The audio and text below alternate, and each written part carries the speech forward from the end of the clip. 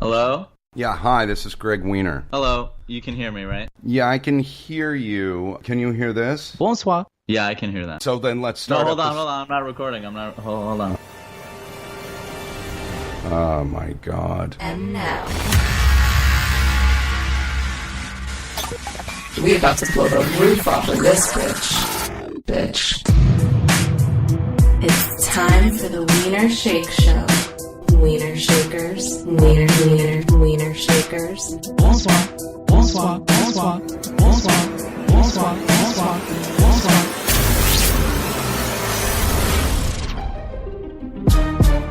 To get involved, call these fuck machines. 302-729-3664. And now, Greg Wiener and Imran Sheikh.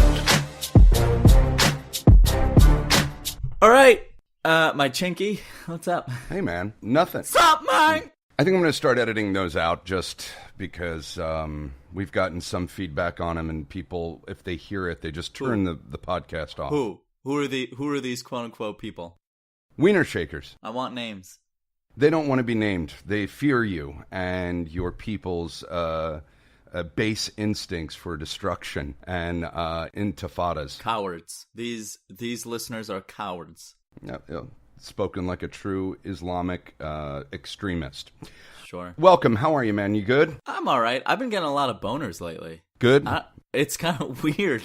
I've just been getting no apparent reason boners, NARBs, if you will. Childhood boners like you would get in school when you couldn't stand up? Yeah. What do you think that means? It happened last night. I was watching Conan O'Brien. I've been on a Conan O'Brien rip recently. Right. And the master of comedy. Back to your boner, Imran, please. Anyway, I'm sitting there watching Conan, and, you know, it's funny. And he has, like, a regular, reoccurring, staff person on. And I just get wood. It's weird. Was it a guy or a girl? It was a guy. It was a guy. I wasn't, like, sexually attracted to either of them. They weren't even, like, playing a game that had anything sexy going on in it. It was just, like, they were playing, like, fucking Pac-Man. And I got wood. Well, let me ask you this. When you're getting these boners, and I really don't want to discuss your penis, but it's where we're starting off today. Is it lying in such a way, making contact with your underwear, where, because sometimes if you brush the schwanz a certain way, all of a sudden you're feeling the tingly little sensation. Right. So I wear pajamas during my day-to-day because I'm unemployed. I don't have a job. So I just lounge around the house all day in my PJs.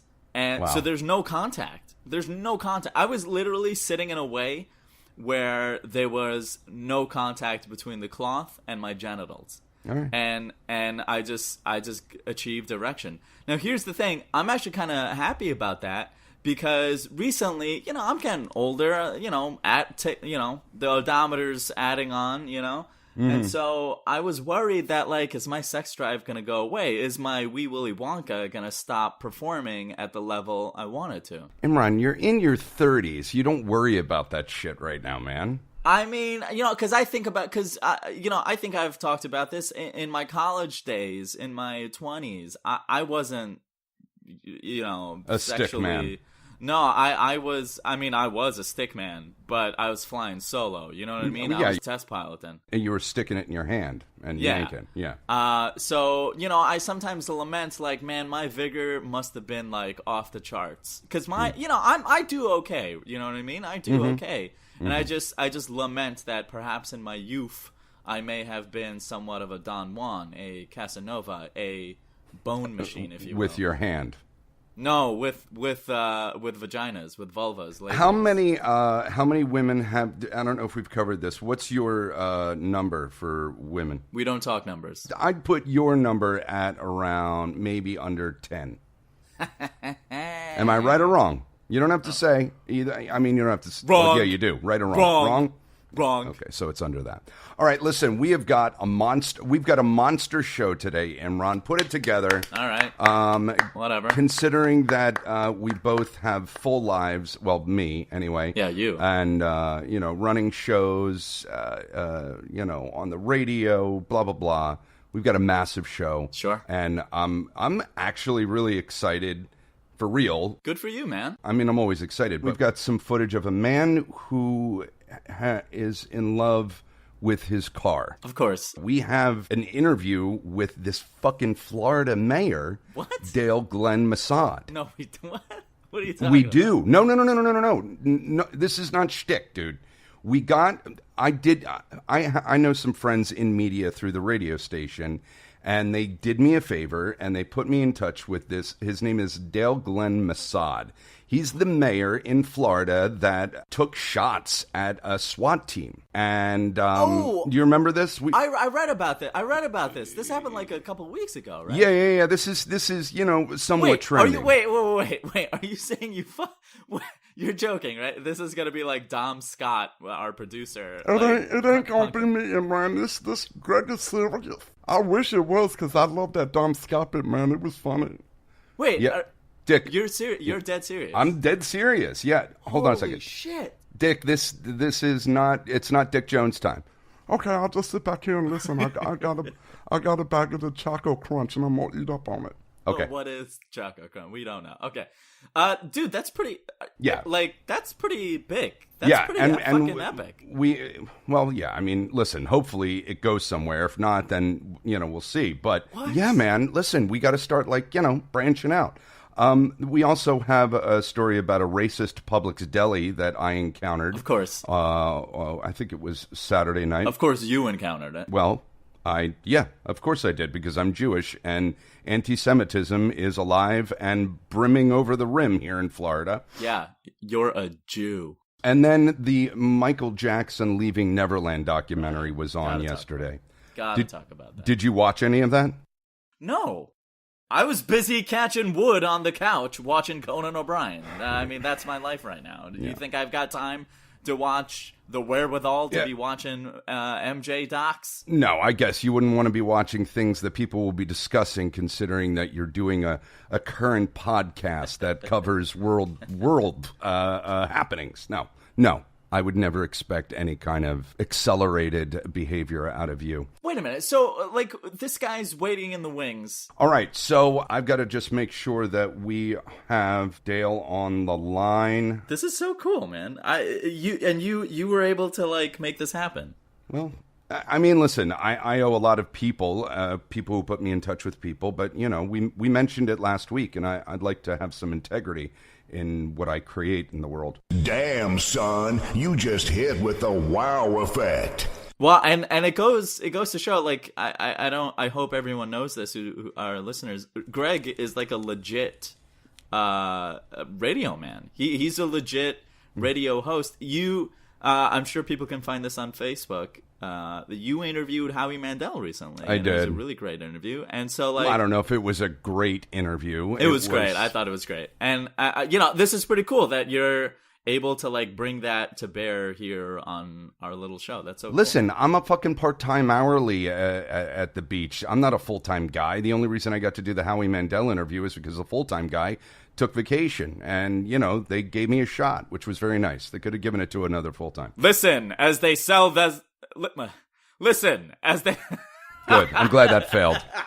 All right. Okay. Okay. So he's ready to go. Shit. Do I have to do anything on my end? No, just please don't bring Son of Steven or any of the shtick. I don't want to hear Cameron. Hey. You know what I'm saying? Just this is a real deal. No, you're taking the lead on this, boy.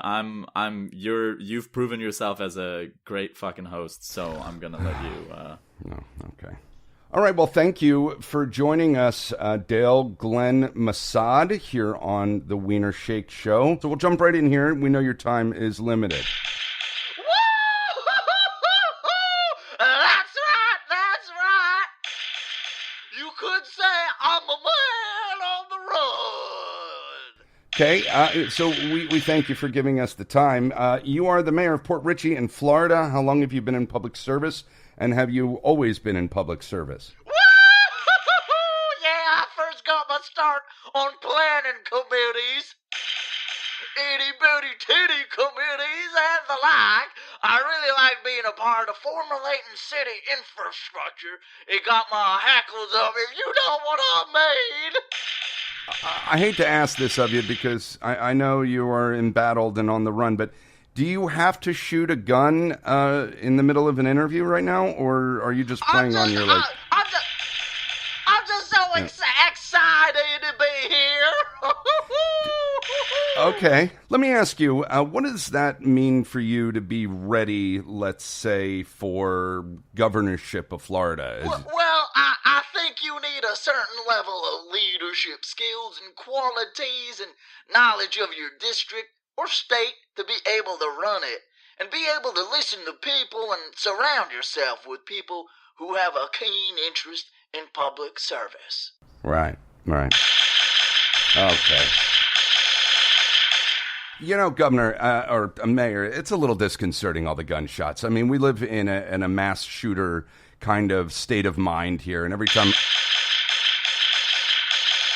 Okay, so we have to address the lack, for a better term, the scandal that's come up. What do you have to say to your constituents, your supporters? I've been governing since you were a wee pappy baby boy in your nappies suckling on your mama's titties. In my nappies? Proceed with your question, please. Yeah, okay, I don't know what a nappy is, unless you're talking about nappy-headed hair, and if you're being racist, I'm going to hang up on you. Greg, I think what he's referring to are diapers that are cloth diapers. They're referred to as nappies. That's right, the brown feller has a good handle on it. Yeah, well, that's all the time that we have. Thank you, Mayor. You technically cannot call me that right now due to my legal difficulties. Okay.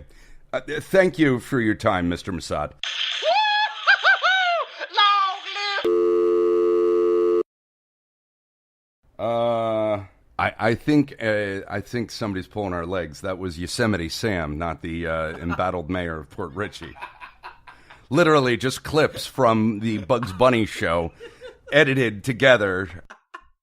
That sounded like the real Mayor Glenn Dale. What is it, Glenn Dale Mossad to me? I don't, you know. Did it really to you? Yeah, I mean, you know, it seems to fit the bill of a mayor who would get involved in a shootout with local police. Yeah, and he just sits around interviewing with the media, blowing guns off left and right out of pure joy. I mean, look, I think this is a big deal for the Wiener Shake Show. It might just put us on a new direction.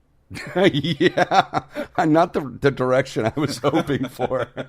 The direction into the turlet. All right. I want to get to this racist Publix, because you love playing the, well, I'll let you explain yourself. No, listen, whether it was racist or not, it was sheer stupidity. I go to a Publix, it's Saturday. That goes hand in hand. Well, sure. I go to Publix, it's 10:20 on a Saturday night. They close at 11. And I'm dying for like a roast beef, salami sandwich, deli mustard, maybe some Swiss on rye bread, you know. Yeah, maybe. Just, maybe something along those lines. All right, something along those exact specified parameters. Clip clop up to the counter, and I see they're in a state of closing. You know, they're cleaning up, but there's condiments out to make sandwiches, and there's 3. To be clear, they have an hour. No, they have 40 minutes. Okay. Oh. And I'm not asking for a lot.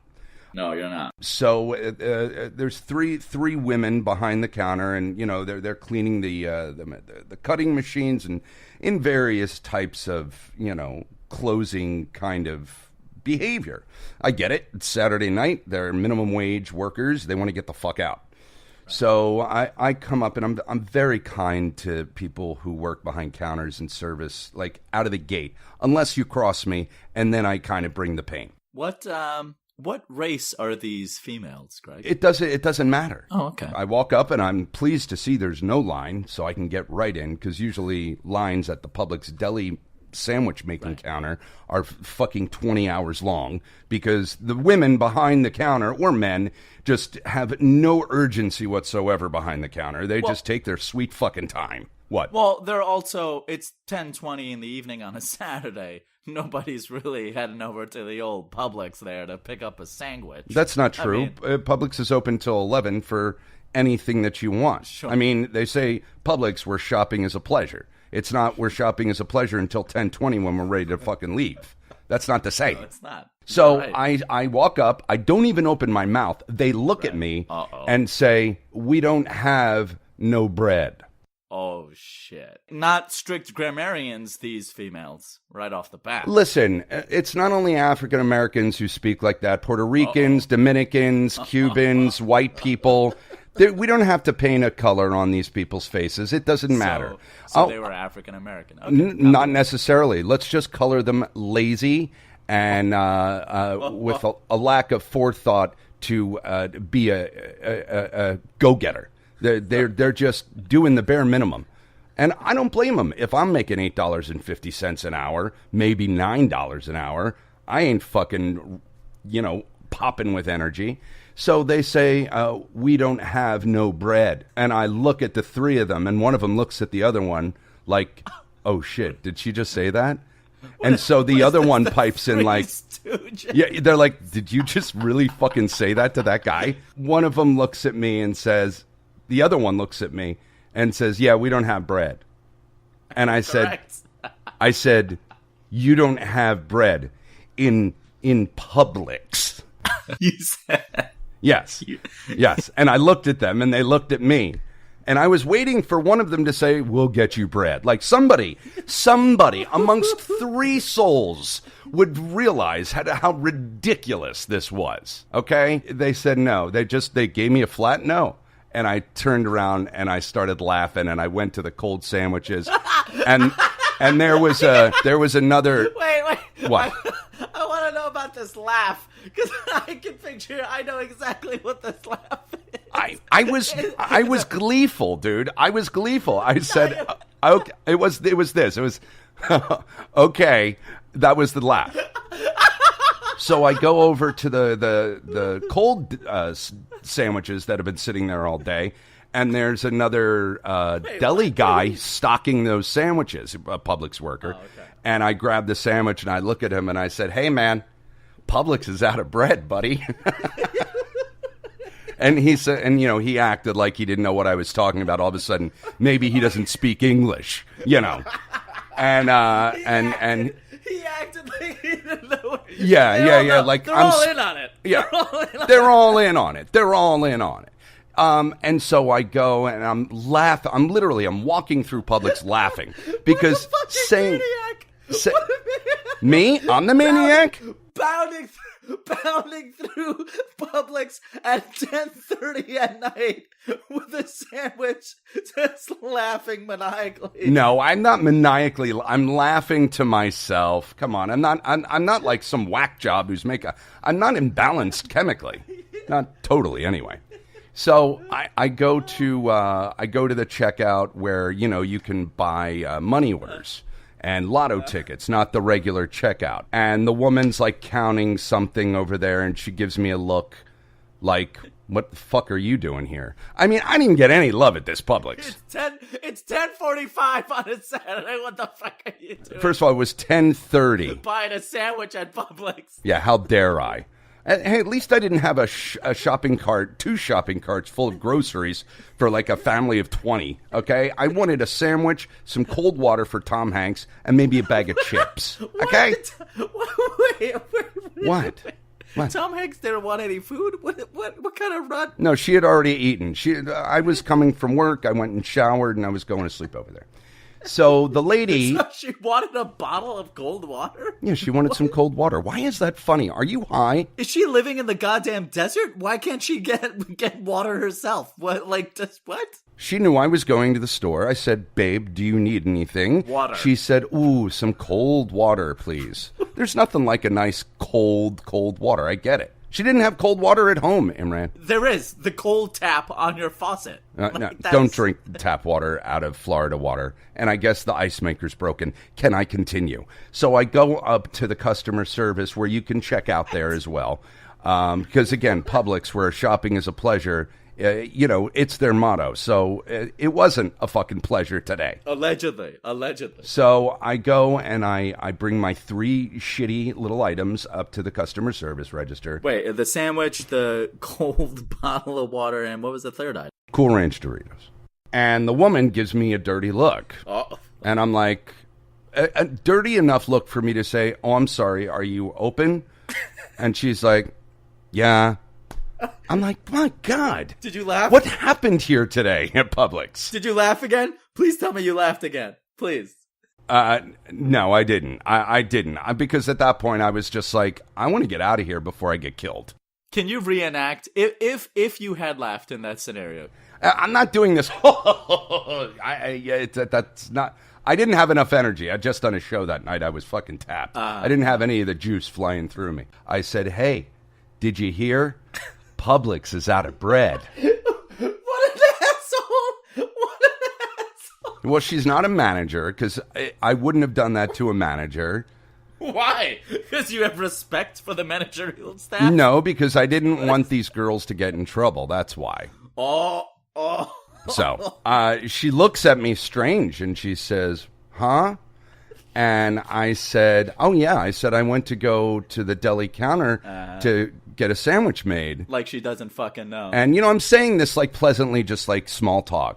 And I said, the three girls back there said that they have no bread. And she goes, and she knows exactly who the girls are. And I can tell all this because I'm an empath and a mind reader. And she looks back and she says, oh, well, that probably means. I'm like, no, you know what it means. I said that this is Publix. I'm staring at bread right now. I said they just didn't want to work anymore, and I get it. But just so you know, I know that Publix has bread. Have a great day. And I walked out, and then I took a picture of, like, a shelf full of loaves. What a fucking madman. That Publix has no bread. Fuck you. I guarantee you this, though. I guarantee, and I'll say this. If I was a different race, there would have been bread lickety fucking split. I guarantee you. I thought, wait a minute, Greg Hassan. I thought you said that their race didn't matter. I thought you said that we were just going to paint them the color lazy and lack a forethought. I did. First of all, you're reading into it a little too much, you bigot. All I said was, if my race was different, I'm sure I would have gotten bread. Well, you imply that race matters, because by saying that your race was different, you're implying there's not even an implication there. You're basically saying they were a different race than you. Now, you're white. That means that they were persons of color. Color. So that means that they were colored people, and you're saying that if you were a colored person, you would have received the bread. I think so. If I was Dick Jones. Yeah. If I were you. Yeah, go ahead. Because I'm about to take umbrage with you, sir. Okay. Take umbrage, Dick Jones. What is he talking about? I don't even know what umbrage is in Ryan, but I'm about to take it. Good. Yes, take it. Or if I was Dick Jones or Dr. Belfield. No, you don't get involved in this, you pasty white devil. you a pasty white devil, Dr. Belfield. Okay. If I was an abuela, okay, we'll say that. A short little abuela in a push cart that she had to sit in because she can't walk anymore. I guarantee you those three behind the counter, races not mattering, would have found some bread to make that little abuela or Big Bad Dick Jones. Excuse me? Dick, you're big. Okay. And I'm bad. Yeah, you're bad. But no, bad as in bad. They would have made those two a fucking sandwich. But me, Jewy, McJewerjusen, pasty white, handsome-ish guy. Oh, so they were also upset that you were handsome. These were ugly colored people. No, maybe they were having relationship troubles and they saw me and their vagines got really wet. And they were pissed that they couldn't get to me and that they would have to serve me. And, that added to it. I don't know. Whatever. I think we can leave it at that. Yeah.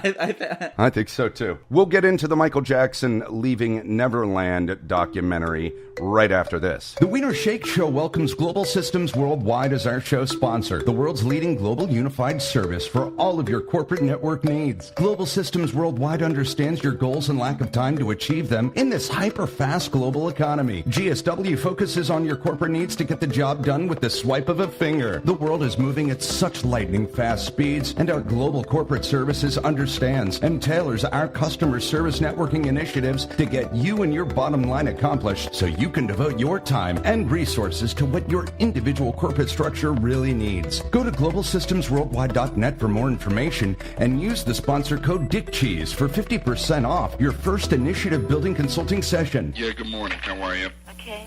This is Asian Foxes. Yes. I'm in Astoria. Yeah. How much? Astoria is 200 cash. I want to pay 245. Can I pay that? If you want, yes. Why not? Well, I want to pay that. Okay. That's what I got budgeted for this week. What do you mean 245 on the credit card? No, Okay. cash. Okay. Plus whatever tip is warranted. Okay, there's 17 girls right now. So you have 17 What- girls? Yeah, what kind of body type you like? Skinny? Body type. I want tall, built like a linebacker. I want big shoulders, a big fat belly. I'm talking 220 pounds at the minimum. Sorry. Have a good night. Thank you. You is this Asian Foxes? Yes. I want an Asian Fox. Where are you? Queens Astoria. You called me already. I told you it's 200 cash. Yeah, I know, and I didn't We really don't have agree that with kind of heavy. Got 200 to 40 I something. went fat girls. And now we return to the Wiener Shake Show. Emma can't get an orgasm for the blowjob. And Greg storms out a couple of restaurants like a big Jewish baby. I love my mommy. Bonsoir. The Wiener Shake Show on the Greg Wiener Podcasting Network. You motherfuckers. All right, welcome back. So, like I said, episode 44, Imran, Shake. Gregathan. Yeah, we got a lot to get to. Yeah, So, big show.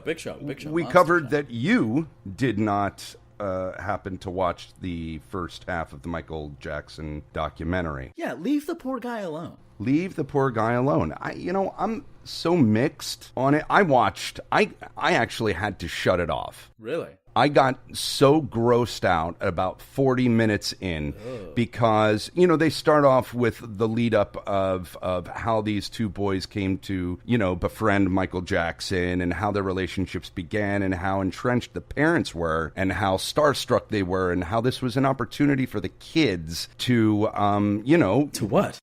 one of them was a dancer and was dancing on stage with Michael Jackson, went on tour with him for a summer. So, and the first part, they talk about the one kid, I forget which one it was. It was either Wadeson or Wade or Jimmy. But Yeah, one of them's named like Longbottom or something. yeah, something like that. But the story sounds like Michael Jackson and him sounded like two equals as if they were 12 years old. 12-year-old boys becoming friends. Right. Although one of them happened to be however old Michael was. He was a grown adult. And the relationship... Well, Michael Jackson was an adult, and this kid was under 18. And then they fell into love and started experimenting. And it got into details of what they would do. And it was like... It was so creepy. But What would they do? I don't want to talk about the details. I mean, it's really gross, man. And it was fucking disgusting. My face must have devolved. I used to be handsome, but I made so many disgusted, I want to fucking vomit faces that I must have created new lines of stress in my face. And there's a lot more to it, and I'm sure everyone's going to be watching. But the next boy was 7 years old, and I couldn't listen anymore because... straight up, like Michael was, fondling him, and it was just, I couldn't do it anymore. Yeah. It was fucking vile. It was so disturbing. Are you? Is that the whole thing? Is that the whole doc? It's just these two guys? Yeah, I mean, it's 4 hours long. 4 hours. Part 1 aired yesterday. My goodness. And it was 2 hours. Yeah. This is the thing about Michael Jackson that's always riveted me, right? Where did the businessman begin? Where did the shrewd businessman begin, and where did the child end? Because there was this always one story I remember hearing was, so Michael Jackson bought, back in the day, all the rights to the Beatles songs. Right. And that was like a huge major thing that he did. And I remember he then started selling their songs to commercials. And there was one commercial in particular that Nike did. I think it was Revolution 9 or whatever, some song of the Beatles. And Paul McCartney was interviewed because Paul McCartney and MJ were buddies, of course. Yeah. They were the biggest two biggest musicians of all time, right? Of course they'd be friends. But later they had a falling out when Michael Jackson bought the rights to their songs. And Paul McCartney was quoted as saying, he was like, "No, that fucking song is about revolution. It's not about selling goddamn sneakers." And he sells that song to Nike because the Beatles apparently never sold the rights to their songs. They held on, it was just, this is the music, it's not gonna sell fucking shit and etc. Then Paul McCartney then said, he was like, I asked Michael about it, like, why would you do that? Why would you buy the rights? Why would you sell them? And Paul McCartney made fun of, he satirized, he parodied Michael Jackson's voice, and he went falsetto, and he was like, "Well, it's just business, Paul. It's just business, Paul." And then Paul McCartney was like, "That's bullshit. That's bullshit." So, and he said, he was like, he's a shrewd businessman, and that's been said about him before. And maybe it's true. Like, setting aside his musical talent, because I think whether he did this or not, whatever you want to say about him, his musical talent is undeniable. What I'm getting to is that because he had a fucked up childhood, he was the first child star, and like there was no precedent for him. Yeah. So like, how much of him did think he was still 12 years old? From this documentary, I think what I gleaned from some of it, without going into any of the sex stuff, was that he was lonely. Yeah. He was like, he had super arrested development because he was starting in the limelight at 6 years old, all the pressure on him, and he didn't have a childhood. And it sounded like he needed friends like at the age where he stopped aging. And you could see that in his behavior and how he lived his life. Now merge that with the mega superstar he was, and then sexuality on top of that. I'm not defending No, Michael exactly, at all. exactly, yeah. But I'm saying that's kind of the image that I got. And as far as him being a predator, I hate to think that, but I thought we went through this already. I thought that. Well, that's the thing. Was he a predator? Was he a cold, calculated adult saying, "I want to diddle kids, and I'm going to find ways to do that, and I'm going to make it happen, even though I know it's wrong"? Or was he going, "These are people who I can communicate with and understand because they're at the same mental capacity or mental acumen or level, whatever, that the cognition that I'm at, and I can understand." And then added with an adult sexuality and burgeoning sexuality. And when you have two kids together, if they're the opposite sex or same sex, whatever, if they're gay or straight, they're always going to play house, right? There's always stories of that, right? Like, show me yours, I'll show you mine, that kind of thing. That always happens. Well, and that's what it seemed like for the first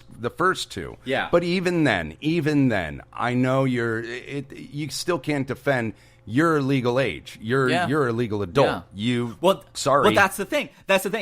Can someone who's such a renowned businessman, such a talented man, he was, we're making the argument, right, that he was pushed into the limelight. He had no childhood, so he was an adult. He was forced to be an adult early on. Right. So and when he was touring and when he had managers and he was choreographing. You have to be an adult when you're doing that. People are listening to you. You're coordinating things. You're doing things. You're making things happen. There's a documentary, right? 50, I think it was called, where it's about Michael Jackson. I remember hearing that it was like this uber insane documentary about how talented he was and how capable a musician he was. Like, he could just come up with beats and etc. Anyway, so he must have known what he was doing was wrong.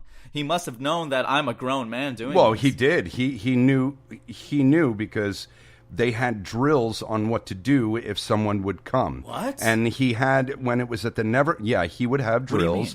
If you hear someone coming, we know to get dressed and what to say. He would go through those drills because if we ever get caught, he said, both of our lives will be ruined forever. What? So he said that. And then at the Neverland Ranch, which is a creepy name in itself. That speaks to... He would set up the rooms far away from other people in the house, so you would be able to hear warning signs. There would be bells set up and shit, so that there would be warning that someone was coming and that they would either have to stop, who knows, whatever they were doing. So anyway, moving on, Imran.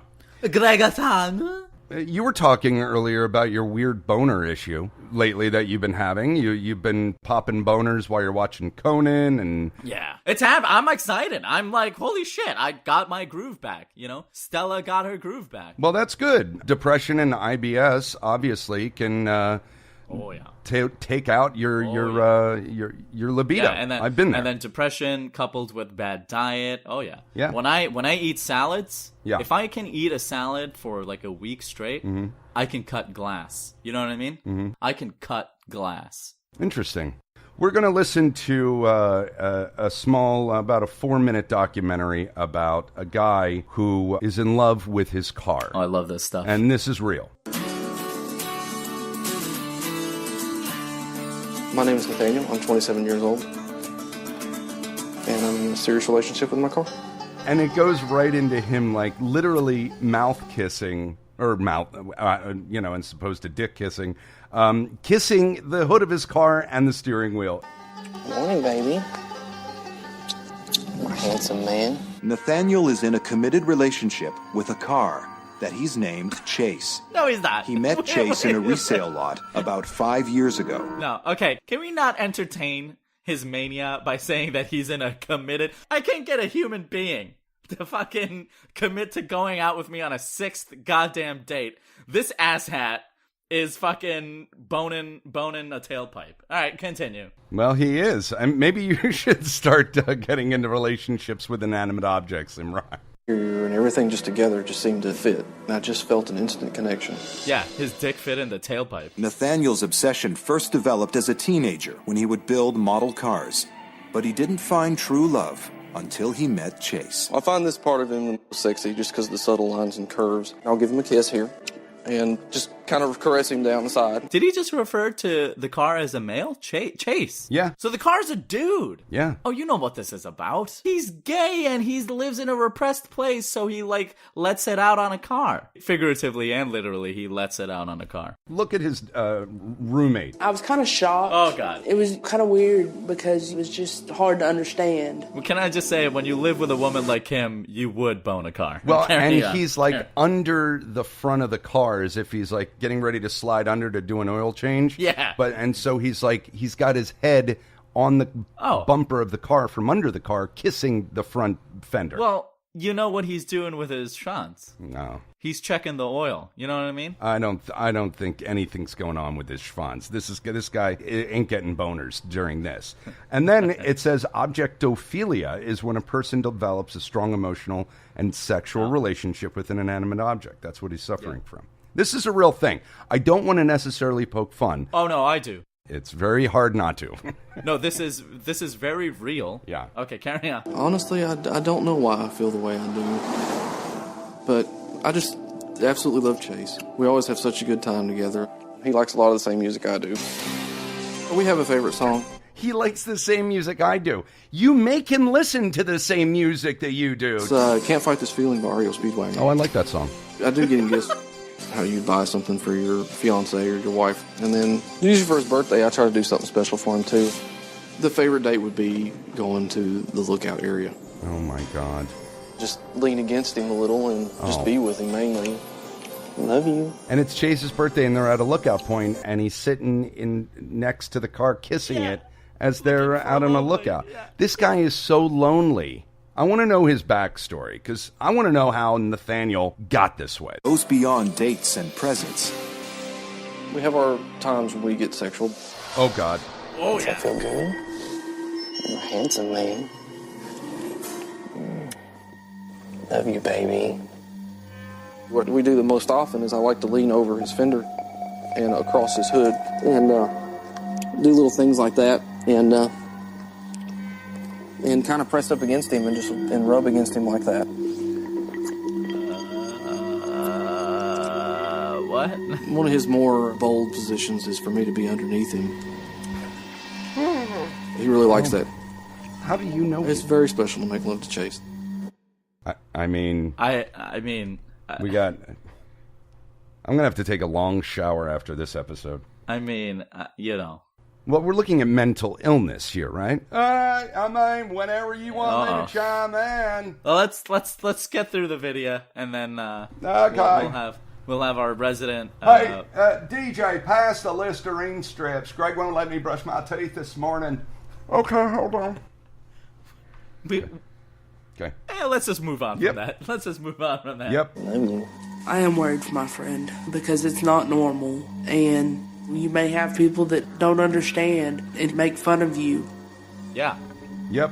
Nathaniel's so attached to Chase, he rarely lets anyone else drive him. Well, that makes sense. And never lets Chase out of his sight for more than 24 hours. Hey, ladies, you're always complaining about how dudes are into non-monogamy. Here's your fella. There have been times it brought tears to my eyes because I wasn't with him at work. His picture's on my desktop, so I see his face all the time. He works. It really bothers me when he gets dinged or scratched. If something were ever to happen to Chase, my heart would just stop. Oh, he's crying. That's real. I just have to gather myself here. I'm sorry for all that. And for Nathaniel, emotion-wise, I think life would be easier if he did change. Love you. Nathaniel's roommate Kim is one of the few people who know the full extent of his love life. I guess the reason I don't tell a lot of people is because I don't know the response I'm going to get. You don't know the response you're going to get? I think you do, Nathaniel. I think you do, which is why you don't tell anybody, buddy. I think you do, bud. Yeah, sorry, man. But that little bit of disgust that somebody may have. But Nathaniel's biggest fear is how his relationship could affect his career as a customer service technician. I mean, if everybody found out, I'd be worried that it may affect my job. Okay, then why are you doing a My Strange Addiction episode for TLC Network? How did that, I mean, well, you can't expect a guy who's in love with his car to have any rational, Greg? Now, Dr. Bill or Phil. I mean, we got like 18 seconds left, and then I can take charge. Oh. All right, okay. Thank you. But I love him to death. I wouldn't trade him for the world. Obviously. Good night, baby. Love you. Okay. Dr. Bill Phil, help us out here. Yeah. Well, hold on a second. It's Dr. Bill Phil. From the ranches of Butte, Montana to the farms on Chrome Avenue in Southwest Aid. Right. You've got an issue, Dr. Bill Phil is here to help. Dr. Bill on the Wiener Shake Show.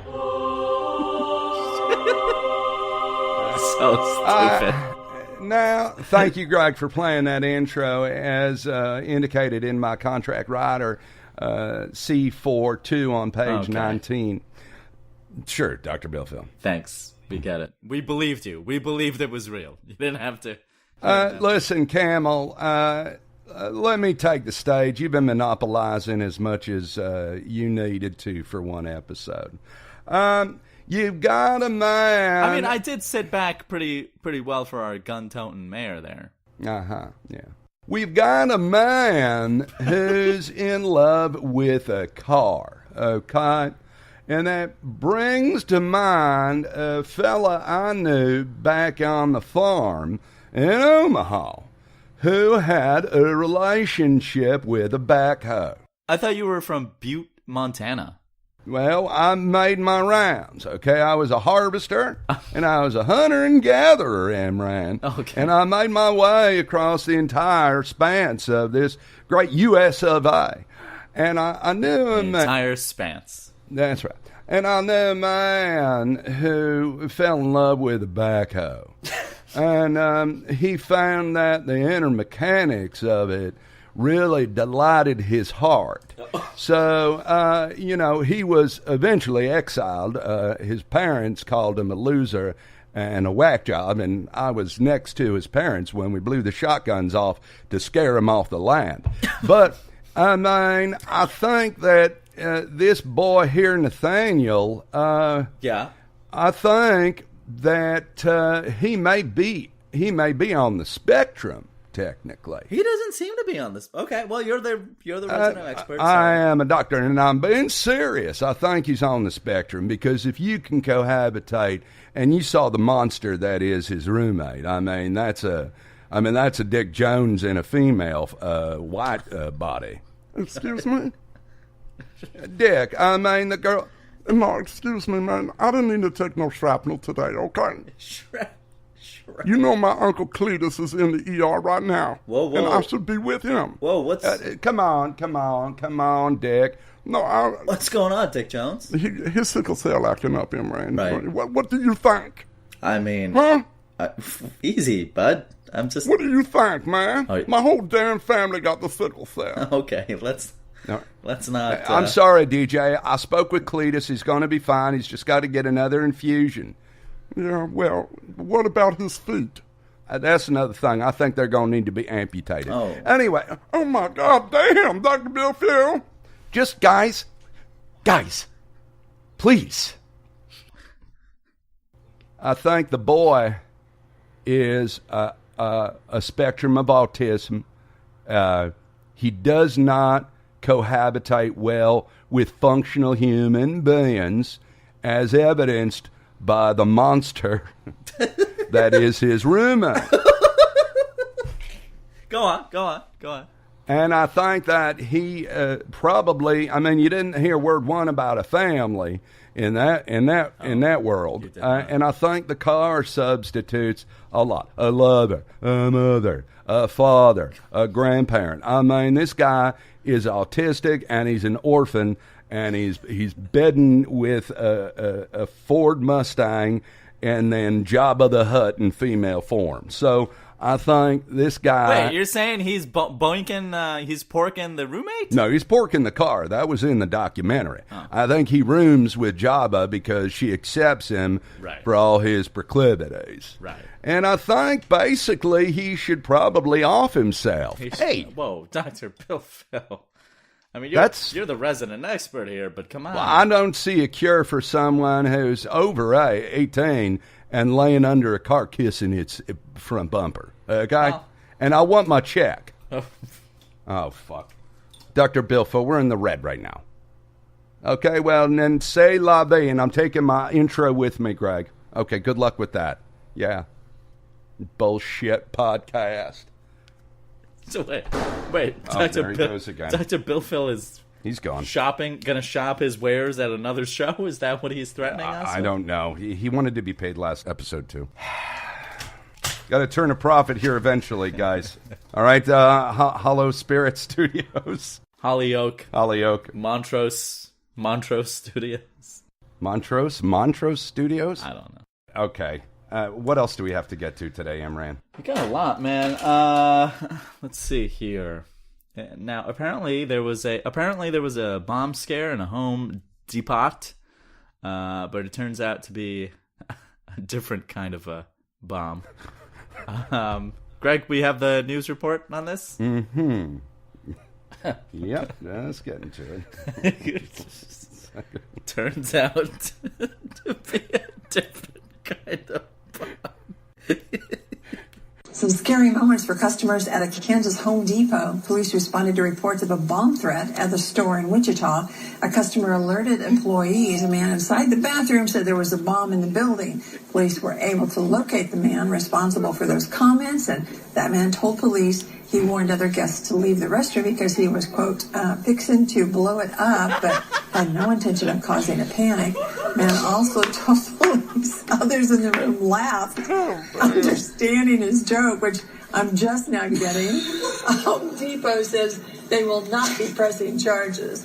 Oh, Lord. I say that all the time, but I am fixing to say that at a Home Depot. I like what literally happened to her is what literally happened to me. Like, just reading it. He warned other guests to leave the restroom because he was, quote, fixing to blow it up, but... I mean, you couldn't write this kind of stuff, right? No, it's perfect. He was, quote, fixing to blow it up. Blow it up.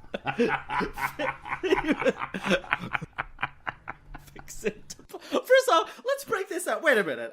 What? The logistics of this are a little hilarious. What? A little. How did this guy know that this guy was, quote, fixin', unquote, to blow up the bathroom? Like, what is he like? This guy looks like, this guy looks like he's gonna drop a deuce the size of fucking Hiroshima here. Like, what? Like, how do you know that someone's gonna drop, like, a stank bomb? He knows because he's getting ready to, and he told somebody, he's like, hey, y'all better hit the road. I'm fixing to blow up this bathroom. Oh, he said he's fixing to do it. Yeah. Oh, I thought he was accusing, that's why. I thought he was accusing someone else. I thought he came out and alerted the employees and was saying, I don't know if you guys know this or not, but there's somebody fixing in there.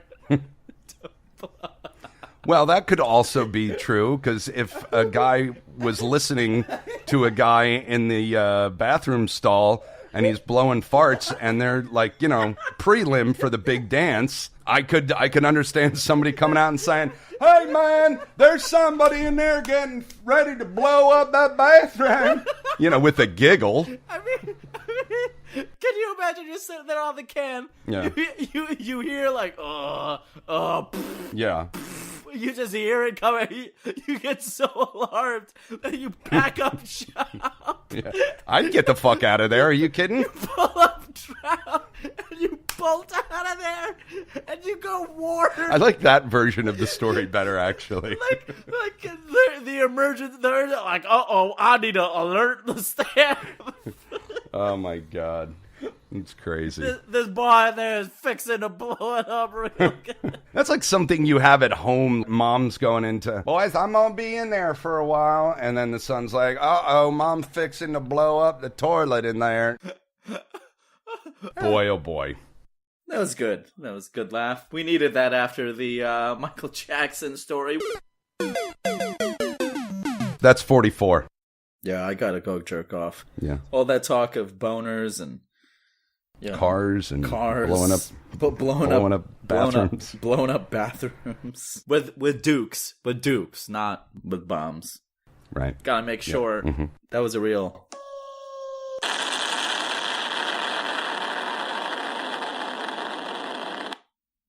What the fuck was that? A bomb?